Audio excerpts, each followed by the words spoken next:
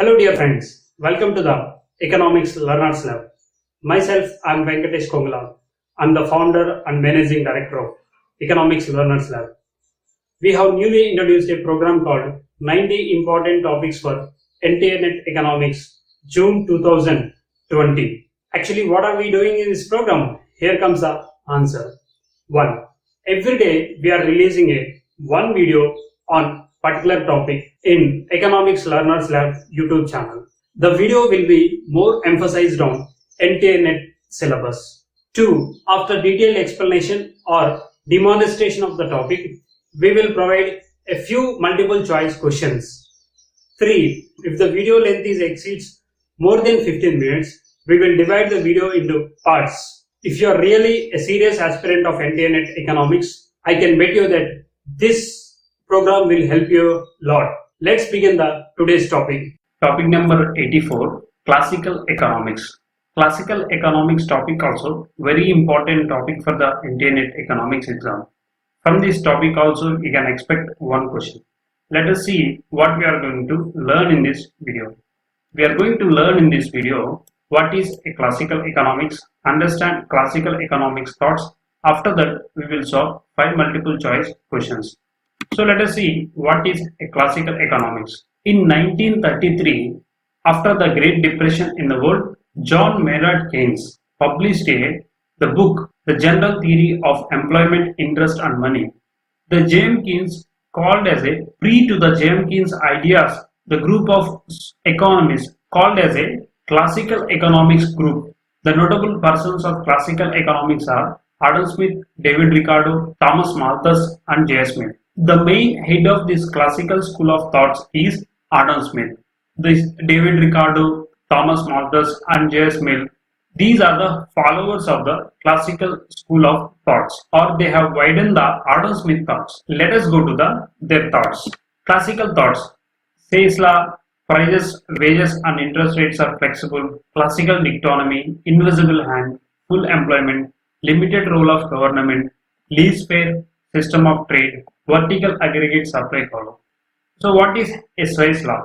Classicals believe that supply creates its own demand. This law is called as a Say's law. Prices, wages, interest rates are flexible. According to the classicals, prices, wages, interest rates are flexible. Classical believed that increase in the money supply will not be impact on the increase in the output. This is called as a classical dichotomy. Invisible hand. It means everyone in a society works in a way to optimize his utility. When the individual reaches to the optimum level, the whole family reaches to the optimum level. When the whole family reaches to the optimum level, the society will reaches to the optimum level. When the whole society reaches to the optimum level, the whole country or the nation will reaches to the optimal level. This is called as a invisible hand. Classicals believe that full employment in a society, and they argued that government role in a society should be limited. It should be only a moderator. It should not be determined of the central resource allocation. The classicals believes that free trade makes economy more beneficial. According to the classical, the supply curve of the economy is a vertical. Say's law and vertical aggregate supply curves are very important to understand in classical thought. Let us see a bit more about Say's law and vertical aggregate supply curve. Say's law. It is developed by J.B. Say. It means supply creates its own demand. When the supply got increases, automatically the demand will be increases. When the demand got increases, automatically the country total output will be increases. How it can happen? According to the classical, prices, wages and interest rates are flexible. These makes all markets in equilibrium. It means prices, wages, interest rates are flexible. It will adjust very quickly and then it will come back to the equilibrium positions. Let us see the next slide. Vertical supply curve. In horizontal axis, we have taken output. In vertical axis, we have taken price. The AS indicates aggregate supply curve. Initially, the economy in equilibrium where prices are P0 and output is Q. When the price got increased from P0 to P1, the output is same like past, that is Q. Here, the increase in price levels is not increase the output. According to the classicals, increase in the price level only creates inflation. It will not affect on the aggregate supply. Hope you have understood the concepts of classical economics thoughts. Let us solve 5 multiple choice questions. Question number 1.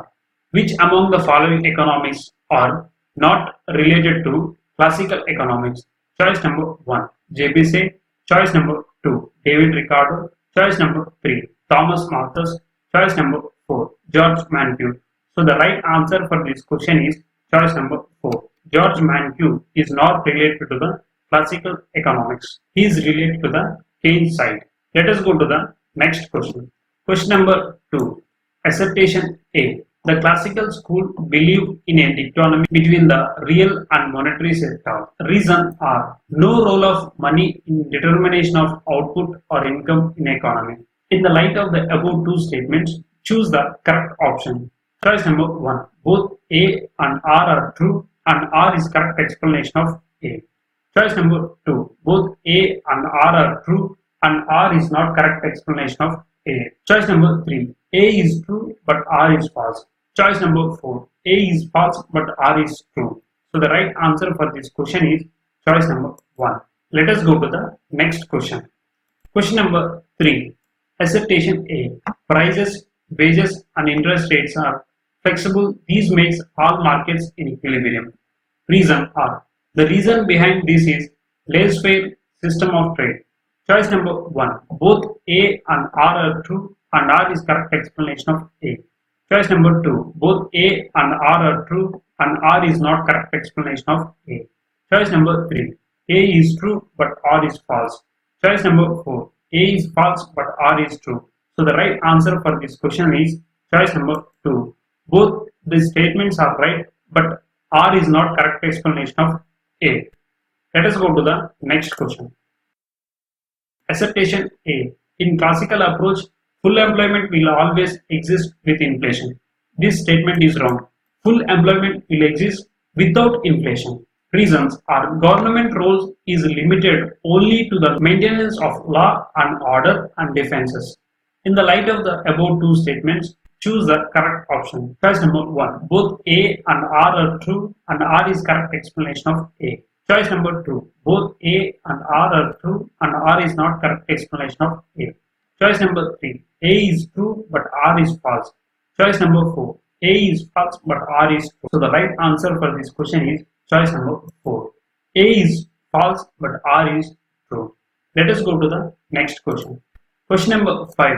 In classical approach, the supply curve is vertical. Reasons are base price flexibility makes no change in equilibrium level of income and output. In the light of the above two statements, choose the correct option. Choice number 1. Both A and R are true and R is correct explanation of A. Choice number 2. Both A and R are true and R is correct explanation of A. Choice number 3. A is true but R is false. Choice number 4. A is false but R is true. So the right answer for this question is choice number 1. Both A and R are true and R is correct explanation of A. Thank you for watching this video. Don't forget to subscribe our channel. If you really like the video, give it a like button. If you don't like the video, give it a dislike button. If you want to suggest me anything, just give a comment below the video. Thank you once again. See you in another video.